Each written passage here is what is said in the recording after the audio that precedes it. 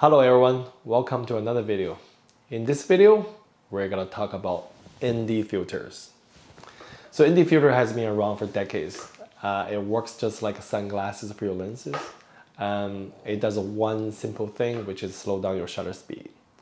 But the difference it can make can be mind-blowing if you know how to use it.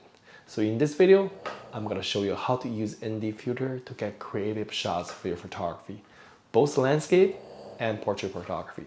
As usual, I will only use real-world examples.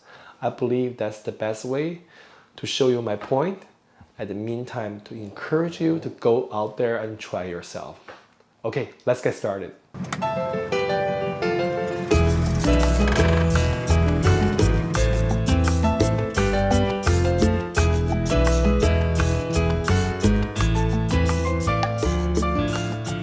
So there are basically two purposes that we use ND filter. The first one is for creative purpose. The second reason of using ND filter is that we use it to overcome some technical limitations of our cameras. Okay, so let's start with the first one for the creative purpose. ND filter will slow down your shutter speed. So you can use ND filter to get some like a long exposure shot. For example, my recent trip to Havana, I did a shoot during the night. I basically just used ND filter to slow down my shutter speed to between 15 to 25 seconds to capture the car light trail. So it's a pretty cool effect and I like the result. The only thing that I wish is there are more cars driving on the street. Unfortunately, that's not the case in Havana during the night. Yeah, but of course you can use that to smooth the movement of anything. For example, could be a waterfall, could be a cloud on the sky. Yeah, just be creative, and then ND filter is absolutely a tool that you need for this type of photography. It's not just like you only need ND filter for like a long exposure shot. For me, another popular use of ND filter is I use ND filter just to slow down my shutter speed a little bit to show the motion blur. So let me give you an example. Havana is famous for old buildings and classic cars. So apparently when I was there, I want to take a picture to show both. The building is pretty straightforward, it's static. There's not much you can do about it other than make sure the exposure and the composition works the way you want. But for the cars, apparently there are two ways of doing it. You can make the shutter speed fast to freeze the movement of the car, or you can slow down your shutter speed to show the motion blur. For me, I prefer the second way. The reason is because when I freeze the movement of the car and the car feels like they're not driving on the street but parked on the street, only when I slow down my shutter speed to a certain point, it started showing the motion blur, and then you can totally feel the car is driving. So let me give an example. So the first shot, I use a 1/500th of a second. So with this shutter speed, you completely freeze the movement of the car. It's a nice shot, but it just doesn't show the movement of the car. So I slow down my shutter speed to 1/60th of seconds. That way it starts showing a little bit motion blur, but it's not quite to the amount that I wanted because it's too little. It almost feels like a out of focus or camera shakiness sort of blur. So I need to slow down my shutter speed even more. So what I did is I slowed down my shutter speed for 1/25th of a second. I feel I got a sweet spot because the car is still showing as a car. If your shutter speed too slow, the motion blur gonna be too much, you can't even tell it's a car. At the meantime, it gave me the right amount of blur, and then you can totally feel the car is moving, and that is perfect. For me, 1/20th or 1/25th of a second is the sweet spot for this type of shots, because it just gives you the right amount of the movement that you want. And then later on, when I trying to shoot something, feature both building and cars, and then at the meantime to show the movement of the car, I almost always use a 1/25th or 1/20th of a second. And the results are quite good. I even have a shot, there is a horse carriage passed right in front of me. It's very close to the camera. And then there is a gap between the first row and the second row, and then the dome of the Capitolio is placed right in the middle. And it's a perfect shot because I like the movement of the horse carriage to show the busy street. At the meantime, the Capitolio is perfectly in focus, which builds a great contrast between static and movement. So that's for travel photography or landscape photography. But you can totally apply the same idea to portrait photography, just with a little bit different shutter speed.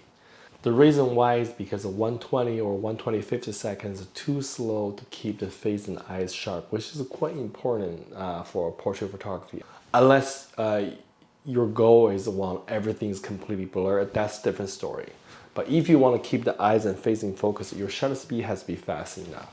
So for that, I think the sweet spot for me is a 1/100th second. So how we do this is basically you keep the face and eye in focus. At the meantime, you show the movement of the hair. So I do this a lot when I get the model to turn around or flip the hair. So you will get a really, really good shot because the face and eyes are in perfect focus. But in the meantime, you can totally feel the movement of the hair. This works really well when you shoot shadow depth of field because the motion blur combined with out of focus blur can create some really beautiful result for you. So we talk about how to use ND filter to get some creative effects. Now let's talk about how to use ND filter to overcome some of the technical difficulties of our cameras. The first one is on video. So if you're shooting video, you need to follow this rule called the shutter angle 180-degree rule. Basically, your shutter speed should be double of your frame rate. For example, if your frame rate is 30 frames per second, your shutter speed should be 60. If your frame rate is 24 frames per second, then your shutter speed should be 150. So roughly double of your frame rate.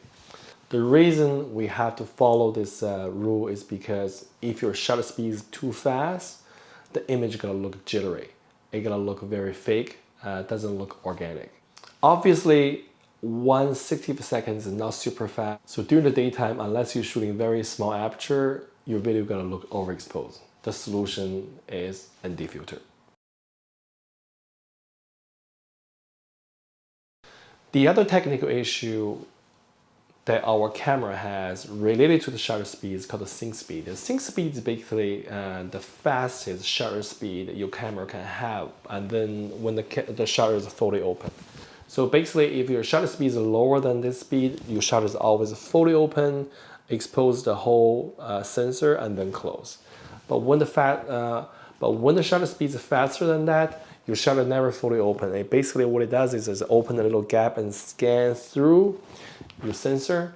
For that reason, your flash have to fire multiple times in order to cover the whole sensor. When this gap travels through the sensor, it had to fire multiple times. So if you use high-speed sync, your strobe not gonna work very effectively. For that reason, ND filter is a much better solution because using ND filter to slow down your shutter speed to make sure it's lower than your sync speed, your shutter gonna be always fully open, so your strobe only need to fire once. Using ND filter will give you between 1 to 3 stops more power compared with high-speed sync. So it's a much better way. Okay, so we talk about how to use ND filter. Then let's talk about the different type of ND filter. So there are basically two different types of ND filter. The first one is fixed ND filter, like this one. So the fixed ND filter, like what the name implies, the stop is fixed. You cannot change the intensity, and then if you need to change the ND effect, you have to use a different filter. So most likely, you gotta carry a set of filters. The second type of filter is called the variable ND filter. Basically, this filter can change its intensity. It's two polarizers stacked together. So when you rotate the filter, the intensity changes. So you don't have to carry many filters. It's great. If we stop here, then it seems like the variable ND filter is a no-brainer. But it's not that simple because the variable ND filter has drawbacks. The first one is variable ND filter is more likely to have a color shift issue because it's two polarizers stacked together. This is even more of an issue if your variable ND filter have a larger range. For example, you have a 1 to 9 stop, you cover 9 stop range, you're gonna more likely to have a color shift issue. The second problem with ND filter is due to the fact it's a two polarizers stacked together. So when you change the intensity of the ND filter, you see polarizing effect. So for example, in this video, you can see when I rotate the variable ND filter, the reflection on the car is changing because it's a polarizer. So this effect might or might not be what you want, so that's something you have to pay attention to. There's another thing I don't like about variable ND filter. I haven't found a single variable ND filter that allows me to put a lens cap on.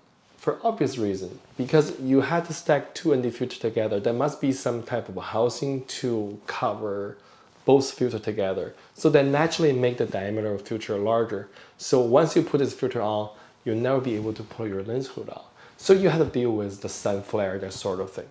A couple of weeks ago, this company called FreeWell, they sent me their ND filters for a test. So I took it with me to Havana. To be honest with you, when I took this with me to Havana, I'm not sure if this will be the right choice. So to be safe, I took the variable ND filter with me just in case. But end up, I barely used that variable ND filter. This filter is magnetic, which allows you to easily swap your filter with zero hassle. You can also stack your filter together. For example, you can put a polarizer in front of your ND filter. I like using polarizer for landscape photography because it allows me to darken the sky. The other thing I really like is I can still use my lens hood.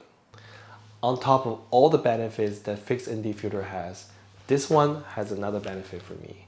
Sometimes when the ambient light is low enough, you really don't need any filters. You want to shoot without the filter. But that will be a problem for variable ND filter because variable ND filter, the minimum is a one stop. So what happens if you don't need the filter anymore, you have to take it off the lens. So if you're in the gimbal, your camera gonna be off balance. With this, you don't have that problem anymore because you can take off the ND filter and replace with the UV filter that comes with the package. So you don't have the ND filter effect anymore. At the meantime, your gimbal is still in balance, which is super awesome.